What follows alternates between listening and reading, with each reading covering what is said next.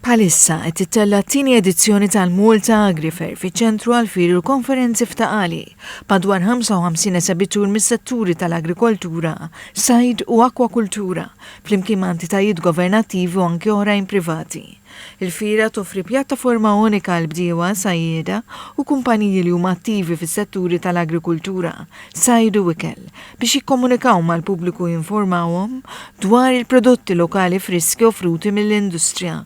Id-direttur tal-operat Estelle Bonello Sant qalet li għal din is-sena ser ikun hemm annimali bħal baqar u moss biex jikkompetu f'kompetizzjonijiet agrikoli. Għaw installazzjonijiet fejn nistgħu naraw annimali ħajjin tal-farm, għaw siġar ta' żebbuġ, siġar ta' ċitru, għandna kompetizzjonijiet tal-annimali wkoll li se jsiru s-sibt fil-għaxija u l-ħadd filgħodu, għaw erja tfal, ikel kemm trid, jiġifieri biex isir dak li kulħadd jixtieq. Għat-tnedija tal-fira kien hemm preżenti l-President ta' Malta Mirjam Spiteri de Bono, akkumpanjata mill-Ministru għall-Agrikoltura Anton Refalo u s-Segretarju Parlamentari għas-Sajd Alicia Buġeja Sajd.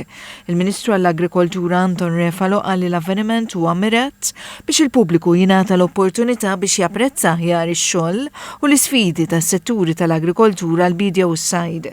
Dan filwaqt li jiskopri l-opportunitajiet eżistenti għall-karriri, jisir konxju tal-prodotti u servizzi offruti minn entitajiet kummerċjali u jsir jaf iżjed dwar il-ħidma li jwettqu dipartimenti u aġenziji governattivi.